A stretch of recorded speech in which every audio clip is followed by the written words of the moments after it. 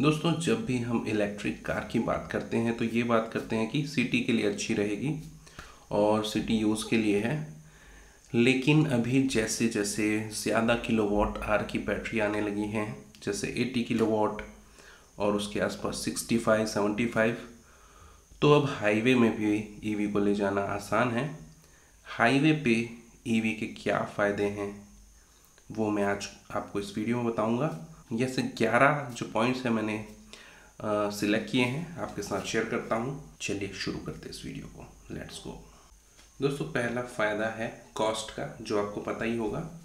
Electric car में ice vehicle की तुलना में काफ़ी कम खर्च आता है। ईवी व्हीकल में अगर हम 300 किलोमीटर जाएंगे तो हमको 200-300 रुपये खर्च होंगे। वहीं हम अगर डीजल या पेट्रोल में जाते हैं आइस व्हीकल के अंदर, तो लगभग हमको 1500 के अराउंड खर्च हो जाएगा।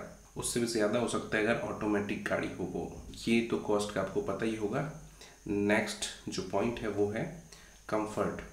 जैसा कि आप जानते हैं ईवी में कोई वाइब्रेशन नहीं होता और कोई आवाज़ नहीं होती, तो आपको लंबे सफ़र में ज़्यादा कंफर्ट फील होगा और आप थका हुआ महसूस नहीं करेंगे जब आप डेस्टिनेशन में पहुंच जाते हैं। तो ये इसका सेकंड फ़ायदा है।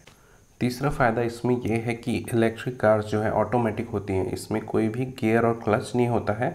तो जो ड्राइवर है वो भी काफ़ी ज़्यादा कंफर्ट के साथ ट्रैवल कर सकता है और उसको ज़्यादा अच्छे से ज़्यादा सेफली आपके लिए ड्राइव कर पाएगा। अगर आप कर रहे हैं तो आपको भी वो कंफर्ट फील होगा, क्योंकि असली जो ड्राइवर की जो थकान है वो क्लच गियर वगैरह इसके कारण ही आती है। तो ये चीज़ ईवी के लिए प्रॉफिटेबल है।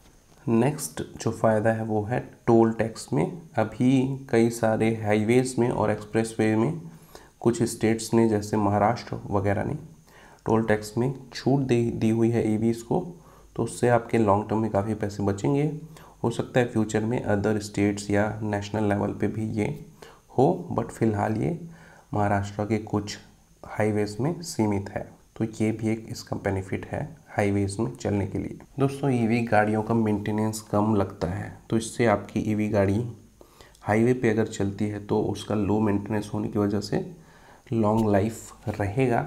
अगला पॉइंट है कि इंस्टेंट टॉर्क आपको जो है ईवी में 0 आरपीएम मतलब शुरू से ही मिलता है। तो आप जब भी आपको ओवरटेक करना है तो आप सेफली और ज़्यादा अच्छे तरीके से ओवरटेक कर सकते हैं। आइस व्हीकल में आपको आरपीएम वगैरह बढ़ाना पड़ता है, जिससे थोड़ा सा समय लगता है टॉर्क और स्पीड आने में।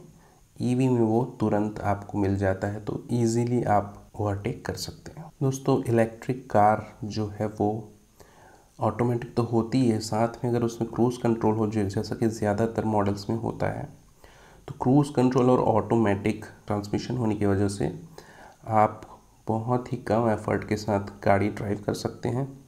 जैसे ही आपको हाईवे पे आते हैं, आप पर्टिकुलर स्पीड क्रूज़ कंट्रोल से सेट कर दीजिए, और जब भी आपको ब्रेक मारना पड़ता है किसी वजह से, तो आप रिज्यूम का बटन दबाएंगे तो आप फिर से उसी स्पीड में पहुंच जाएंगे जहां पे आप सेट किया हुआ है। जैसे कि आपने 80 की स्पीड सेट करी है, आप जा रहे हैं, रास्ते में कुछ ब्रेकर आता है या कोई बीच में आता है तो ब्रेक लगाया, 30 स्पीड हो गई आपकी। अगर आप रिज्यूम का सिर्फ एक बटन दबाएंगे तो आपकी गाड़ी फिर से 80 में अपने आप ही चलने लगी बिना किसी एक्सीलरेटर की मदद से। तो ये काफ़ी कंफर्टेबल और इजी राइड आपकी बना देगा। अगला जो प्रॉफिट है ईवी व्हीकल का वो है रीजनरेटिव ब्रेकिंग। जब भी आप हाईवे में ब्रेक लगाएंगे तो रीजनरेटिव ब्रेकिंग काम करेगा। उससे आपका जो भी ब्रेकिंग में एनर्जी वेस्ट हो रही है बैटरी को चार्ज करने में लगेगा, साथ ही आपका जो ब्रेक का पैड है वो कम वियर होगा, तो उससे आपके ब्रेक पैड्स ज़्यादा चलेंगे। मेरी नेक्सॉन ईवी के ब्रेक पैड्स 1,16,000 किलोमीटर तक के चल ही रहे हैं, एक भी बार चेंज नहीं हुए हैं। तो ये इसका सबसे अच्छा एग्जाम्पल है। दोस्तों, नेक्स्ट पॉइंट है कि ईवी गाड़ियाँ क्योंकि लो सेंटर ऑफ ग्रेविटी होने की वजह से हाईवे पे ज़्यादा सेफ़ हैं, क्योंकि ये ज़्यादा स्टेबल होकर चलती हैं और आपका बॉडी रोल वगैरह नहीं होता और टॉपल होने की जो चांसेस हैं वो नहीं होते। तो ये एक इसको सेफ़ कार बनाती है। और एडास जैसे फीचर अब आने लगे हैं एंट्री लेवल ईवी में भी, इससे आपको बेटर सेफ्टी मिलती है, साथ ही आपको बेटर कंट्रोल मिलता है क्योंकि सेंटर ऑफ ग्रेविटी नीचे होती है इसमें। दोस्तों नेक्स्ट जो पॉइंट है वो है कि कुछ लोगों को लगता है कि आइस व्हीकल में ईवी की तुलना में कम समय लगता है हाईवे पे, क्योंकि ईवी में चार्ज करना पड़ता है, बट ऐसा नहीं है। आइस व्हीकल और ईवी में ऑलमोस्ट सिमिलर समय लगता है, क्योंकि जब आप ब्रेक लेंगे 250-300 चलने पे तो एक बार तो ब्रेक आपको लेना ही पड़ेगा। तो उस ब्रेक में आप चाय नाश्ता वगैरह करेंगे तो फास्ट चार्जर अगर अवेलेबल है तो उतने समय में गाड़ी चार्ज हो जाती है। और मैंने प्रैक्टिकली ये फील किया कि मैंने अभी जब आया हूँ 300 किलोमीटर दूर तो मैंने अपनी स्विफ्ट लाई है, और स्विफ्ट में आने से और ईवी में आने से ऑलमोस्ट मुझको सेम समय ही लगा, क्योंकि थोड़ा बहुत तो हम रुकते ही हैं। तो ऐसा जो मानना कि लेट होगा और ज़्यादा समय लगेगा, ऐसा बिल्कुल नहीं है। साथ ही ईवी में जो टॉर्क मिलता है, जो ओवरटेकिंग की कैपेसिटी होती है, और जो ऑटोमेटिक गियर की वजह से क्रूज़ कंट्रोल से आप रिज्यूम करके सीधे उसी स्पीड में आ सकते हैं, इन सब मैन्यूवर में समय बचता है आइस व्हीकल की तुलना में। तो जो एक्स्ट्रा थोड़ा बहुत समय लगा है वो कवर हो जाता है, ऐसा मेरा प्रैक्टिकली एक्सपीरियंस है। और आपने ईवी चलाई होगी तो आप भी ये फील ज़रूर कर चुके होंगे। दोस्तों अगला ये पॉइंट है कि ईवी में क्योंकि पोल्यूशन नहीं होता और पीयूसी की ज़रूरत नहीं पड़ती है, तो आप चालान वगैरह से बच सकते हैं। ईवी गाड़ियों को जनरली ट्रैफिक पुलिस वाले नहीं रोकते हैं। मेरे को आज तक के 1,16,000 किलोमीटर चलने के बाद एक बार ही कहीं रोका होगा थोड़ा बहुत। इससे आपका टाइम वेस्ट नहीं होता, पीस ऑफ माइंड रहता है, क्योंकि पीयूसी हर 6 महीने में कराना पड़ता है यार। कोई इतना फ्री नहीं बैठा है कि हर 6 महीने में टाइम से पीयूसी करवाते रहे। तो पीयूसी ना होना एक ईवी को काफ़ी स्ट्रेस फ्री एक्सपीरियंस बनाता है। दोस्तों अगला पॉइंट ये है कि ईवी में बेटर कंफर्ट एक तरह से और मिलता है, क्योंकि ईवी में जो गड्ढे वगैरह आते हैं तो वेट अधिक होने की वजह से और शॉकअप थोड़े से इसमें बेटर दिए होते हैं, क्योंकि वेट ज़्यादा होता है।